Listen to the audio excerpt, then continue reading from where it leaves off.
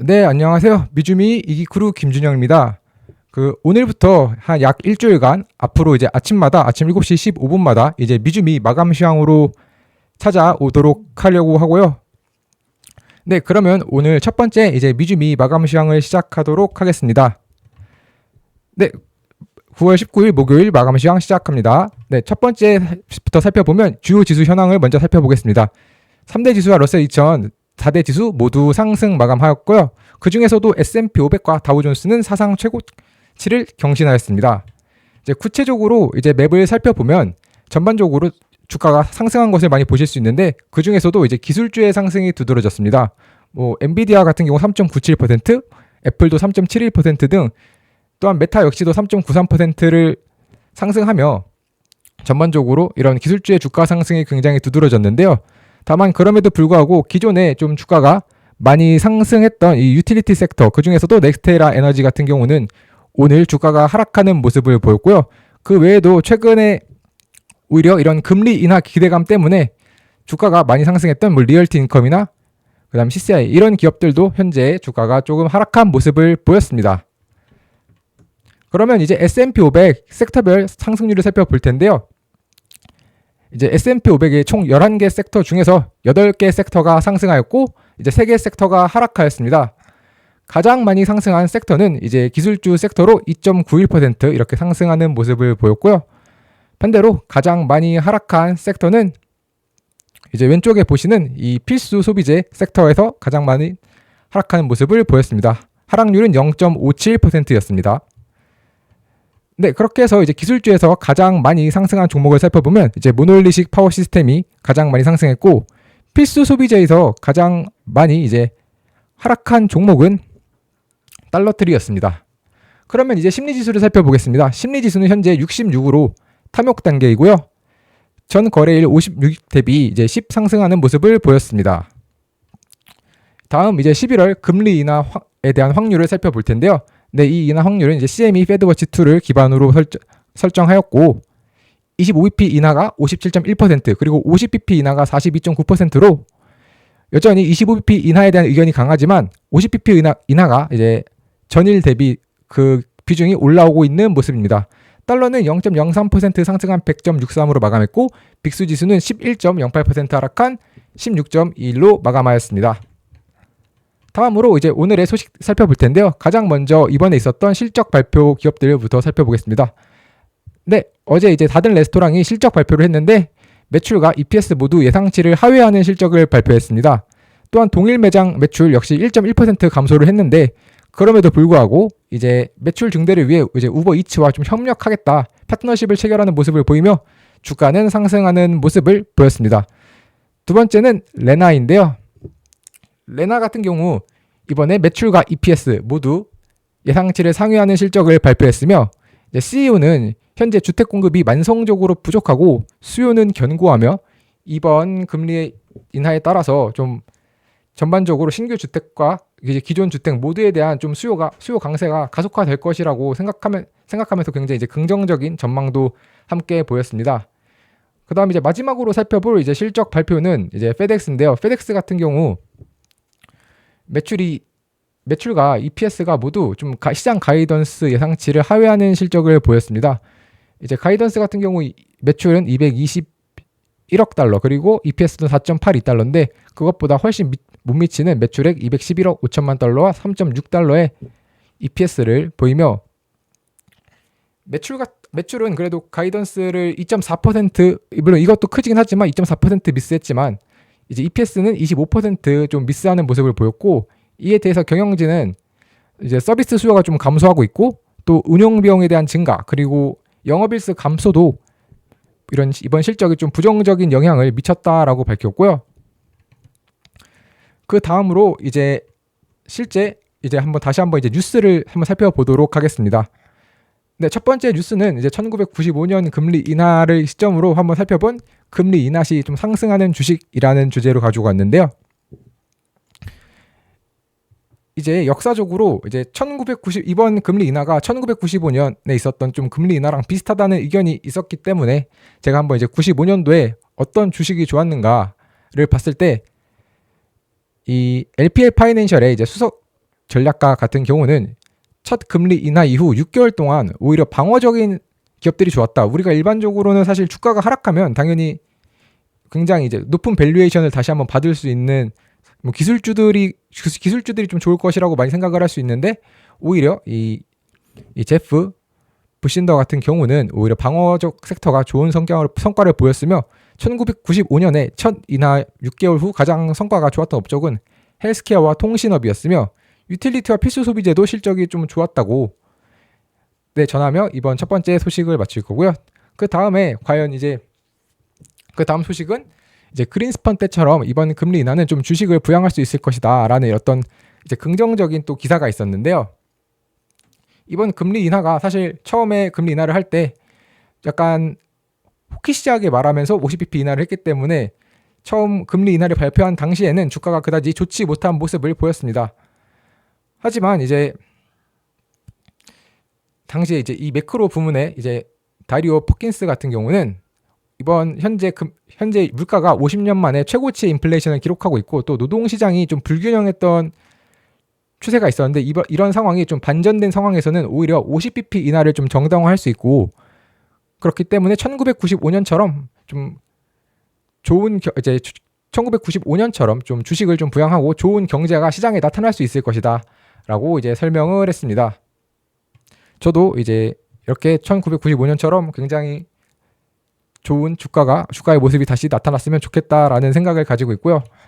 그 다음 소식은 향후에 이제 주식 좀 변동성이 커질 수 있다라는 살짝은 부정적일 수 있는 소식인데, 그 이유는 이제 중앙은행이 계속해서 이제 우린 데이터 의존적으로 데이터 디펜던트하게 좀 판단하겠다라는 말을 했기 때문에 계속해서 이제 시장은 왜 연준이 좀 비컷을 했을까에 대해서 좀 궁금해할 수 있고, 실제로 이번에 전반적인 파월의 말을 들어봤을 때 굳이 비컷을 할 이유가 없지 않느냐라는 의견 또한 있었는데요.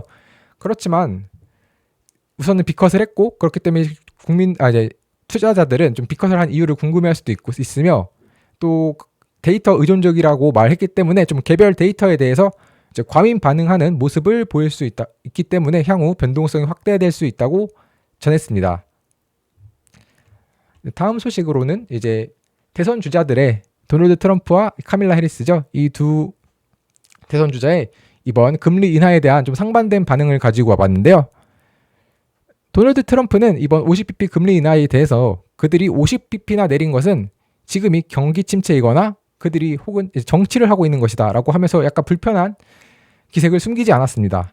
반면 카밀라 해리스는 이제 이번 금리 인하에 대해서 굉장히 환영한다고 밝히면서 자신은 많은 중산층과 근로가정의 물가가 여전히 높다는 것을 알고 있고, 대통령으로서 나의 최우선 과제가 바로 이제 이런 식료품이나 의료, 주택과 같은 일상적인 비용을 낮추는 것이다 라고 전하면서 이제 굉장히 좀 환영한다 라고 자신의 의견을 밝혔습니다. 다음으로는 이번 금리 인하에 대해서 조금 기관들이 엇갈린 연말 금리 예상을 했는데요.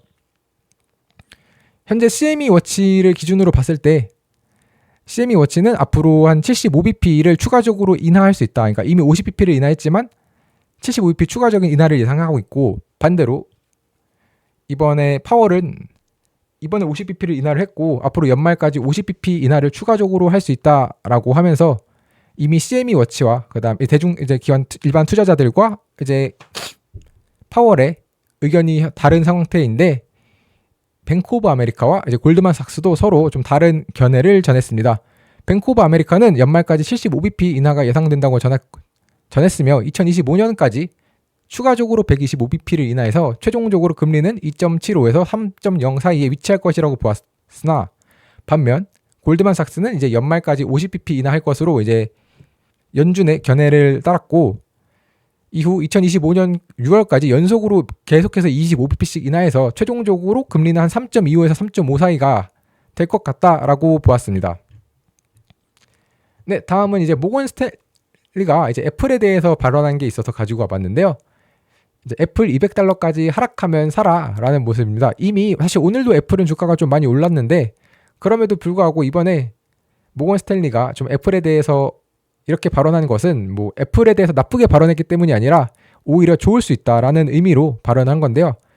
이번에 아이폰 16 이제 리드 타임이 계속해서 상승하고 있다고 합니다. 그런데 이런 리드 타임 자체는 원래 이제 신제품 출시하기 직전까지 리드 타임이 계속해서 길어지다가 그 이후 좀 짧아지는 경향이 있다. 근데 리드 타임이 길어지는 그 시기에 실적에 대한 부담감 혹은 좀 좋지 않은 모습들로 인해 주가가 단기적으로 하락할 수 있고, 만약에 하락하게 된다면 최대한 197달러까지 낮아질 수 있는데 그때 산다면 굉장히 매력적일 것이다 라고 하며, 오히려 이후 또 아이폰 16 말고 아이폰 17이 더 거대한 주기라고 생각하고 있으며, 이번 아이폰 17이 만약에 또 이후에 아이폰 17이 성공하게 된다면 273달러까지 좀 상승할 수 있다라며, 제목은 굉장히 애플에 대해서 좀 하락할 것이다 라고 말을 하는 것 같았지만 오히려 굉장히 긍정적인 이야기를 했던 모건 스탠리였습니다. 다음 소식은 이제 AI와 관련돼서 좀 긍정적인 소식을 가지고 왔는데요. 댄 아이브스는 AI 파티가 앞으로 6에서 8분기 계속될 것이고 자본 지출도 이제 1조 달러가 넘을 것이다 라며 앞으로 이제 기술 부문 계속된다 라고 전했습니다.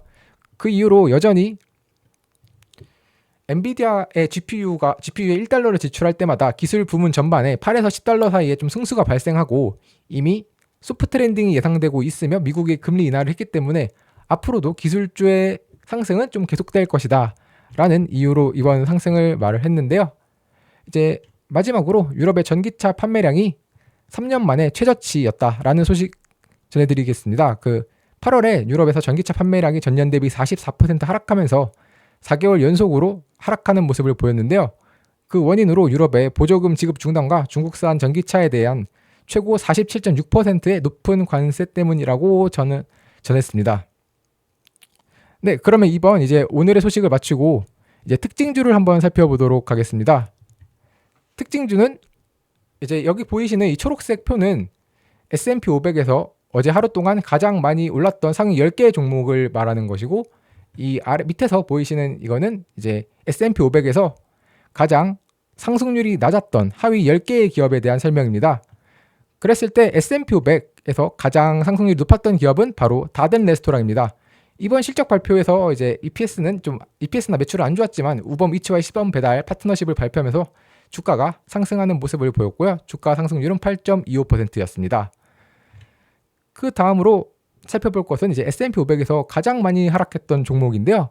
데커스 아웃도어가 3.26% 하락하며 어제 하루 동안 가장 많이 하락한 S&P 500 종목에 선정되었습니다. 막상 데커스 아웃도어 자체에 대해서는 펀더멘탈과 관련해서 큰 이슈는 보이지 않았지만, 이제 주식 분할 이후 좀 주식에 대한 어떤 변동성이 커짐에 따라서 좀 주가가 하락한 것으로 보이고 있고요. 그 다음으로 살펴볼 특징주는 이제 테슬라입니다. 이번에 이제 전반적으로 자동차 업계가 이런 할부 금융에 좀 유지하는 경향이 있고, 또 그 중에서도 테슬라 같은 경우 여전히 다른 일반적인 좀 내연 기관에 비해서 비싼 부분이 있는데, 이번 연준의 빅컷 이후 이런 자동차 할부 금융에 대해서도 좀 저렴해질 것이다, 그 금융 비용이 저렴해질 것이다 라는 기대와 함께 좀 더 EV의 경제성에 큰 영향을 미치며 주가가 하루 동안 7.4% 상승하는 모습을 보였습니다. 그 다음으로는 이제 페이팔과 관련된 소식을 가지고 왔는데요. 페이팔이 이제 아마존 프라임 구매하기를 통해 이제 페이팔로 결제를 할 수 있다고 합니다. 그리고 이런 소식에 따라서 주가가 6.08% 상승하며 현재 77.57달러로 마감하였습니다. 다음으로는 이제 중국과 관련해서 좀 부정적인 이슈가 있는 기업을 가지고 왔습니다. 스케쳐스인데요. 스케쳐스는 중국 경기에 대해서 사업이 예상했던 것보다 조금 더 이제 심각한 소비자 재량 압력을 겪고 있다고 밝혔는데요. 이에 따라서 주가가 하루 동안 9.62% 하락하여 이 오른쪽에 보시는 바와 같이 이런 굉장히 거대한 음봉이라고 해야 될까요? 이 큰 음봉을 좀 보이고 있는 모습을 보였습니다. 다음으로 퀀타 서비스가 주가가 굉장히 많이 상승하는 모습을 보였는데, 이제 울프 리서치에 따르면 이제 데이터 센터 전력 수요 부문에서 좀 수혜를 받을 것으로 예상을 했고, 또 투자 등급도 아웃퍼폼을 내리면 따라 주가가 하루 동안 6.49% 상승하는 모습을 보였습니다. 마지막으로 이제 모더나가 주가가 좀 하락하는 모습을 보였는데, 이번에 모더나 같은 경우는 이제 투자자들을 대신해서 이 리바이앤 코신스키라는 이런 변호사 로펌에서 모더나와 집단 소송을 하겠다라는 소식에 따라 주가가 하루 동안 2.63% 하락하며 68.02달러로 마감하였습니다. 네, 이상으로 이제 특징주를 좀 마치도록 하겠고요. 이제 마지막으로 첫 금리 인하 후 이제 증시는 어떻게 될까에 대해서 마지막으로 좀 간략히 마무리 드리면서 마치도록 하겠습니다.